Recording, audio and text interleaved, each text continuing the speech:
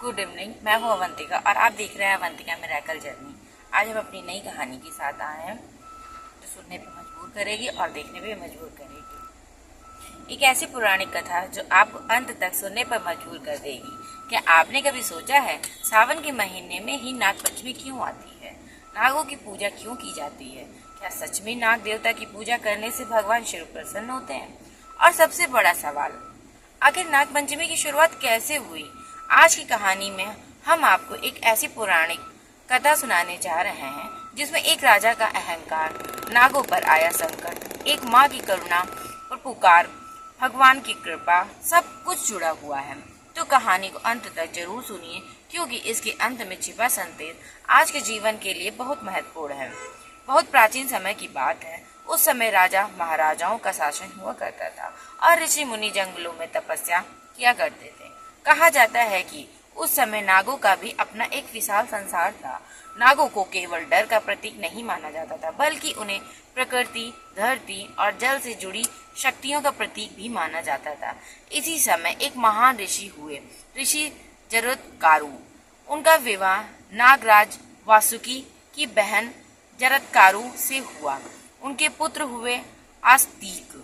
आस्तिक बचपन से ही बहुत बुद्धिमान, धार्मिक और तेजस्वी थे, लेकिन उन्हें नहीं पता था कि आने वाले समय में उन्हें एक ऐसा कार्य करना होगा जिससे पूरा नागवंश विनाश से बच जाएगा। एक दिन हस्तिनापुर के राजा परीक्षित जंगल में शिकार करने गए। एक बहुत थक चुके थे। उन्हें एक आश्रम दिखाई दिया जहाँ ऋषि ध्यान में बैठे थे। राजा ने उनसे कुछ पूछा लेकिन ऋषि ध्यान में होने के कारण कोई उत्तर नहीं दे पाए। राजा को लगा कि ऋषि उनका अपमान कर रहे हैं। क्रोध में आकर राजा ने एक मृत सांप को उठाकर ऋषि के गले में डाल दिया, लेकिन राजा को यह नहीं पता था कि यह छोटी सी भूल आगे चलकर बहुत बड़ा संकट पैदा कर देगी। ऋषि के पुत्र ऋगि को जब यह बात पता चली तो उन्हें बहुत क्रोध आया। उन्हें राजा परीक्षित को श्राप दे दिया कि कुछ समय बाद उनकी मृत्यु तक्षक नाग के कारण होगी। समय बीता और श्राप सच हुआ। तक्षक नाग के कारण राजा परीक्षित की मृत्यु हो गई। नागों के विनाश का संकल्प। राजा परीक्षित के पुत्र जन्मेजय अपने पिता की मृत्यु से बहुत दुखी और क्रोधित थे। उन्होंने बदला लेने का निर्णय लिया। उन्होंने एक विशाल सर्प सत्र यज्ञ करवाने का संकल्प लिया। इस यज्ञ में मंत्रों की शक्ति से नागों को अग्नि की ओर खींचा जाने लगा। एक एक करके अनेक नाग उस यज्ञ की अग्नि में आने लगे। नागलोक में भय फैल गया। हर तरफ चीख पुकार मच गई। नागों को लगा कि अब उनका पूरा वंश समाप्त हो जाएगा। नागराज वासुकी भी चिंतित हो गए। उन्होंने सोचा क्या अब हमारा पूरा नागवंश समाप्त हो जाएगा? तभी उन्हें अपने भांजे आस्तिक की याद आई। आस्तिक का आगमन। आस्तिक अत्यंत विद्वान और तेजस्वी थे। वह राजा जन्मेजय के यज्ञ स्थल पर पहुंचे। राजा ने उनका सम्मान किया। आस्तिक ने अपनी बुद्धि और मधुर वाणी से राजा को प्रसन्न कर दिया। राजा ने कहा, हे बालक, मैं तुम्हें प्रसन्न हूँ। तुम जो चाहो वरदान मांग सकते हो। आस्तिक ने यही अवसर देखा। उन्होंने कहा, राजन, यदि आप वास्तव में मुझे वरदान देना चाहते हैं तो इस सर्प यज्ञ को रोक दीजिए। राजा चौंक गए। उन्होंने कहा, लेकिन यह यज्ञ मेरे पिता की मृत्यु का बदला है। आस्तिक ने शांत स्वर में कहा, बदला लेने से बीता हुआ समय वापस नहीं आता, लेकिन क्षमा करने से भविष्य बचाया जा सकता है। राजा कुछ क्षण के लिए शांत हो गए। आस्तिक की बातों ने उनके हृदय को बदल दिया। अंततः राजा जन्मेजय ने यज्ञ को रोक दिया। इस तरह नागों का विनाश रुक गया। नाग पंचमी से जुड़ी मान्यता।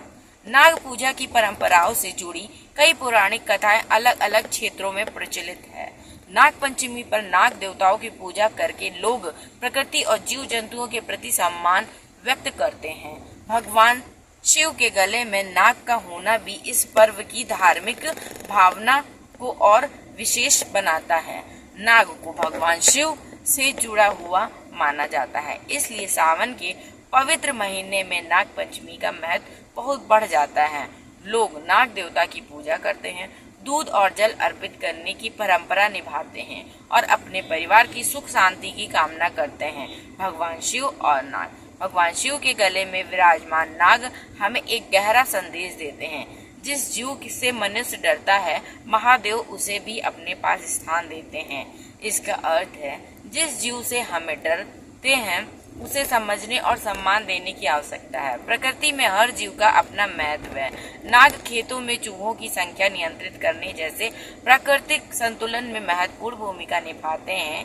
इसीलिए नाग पंचमी हमें केवल धार्मिक आस्था ही नहीं बल्कि प्रकृति के संतुलन और जीवों के प्रति करुणा का संदेश भी देते हैं।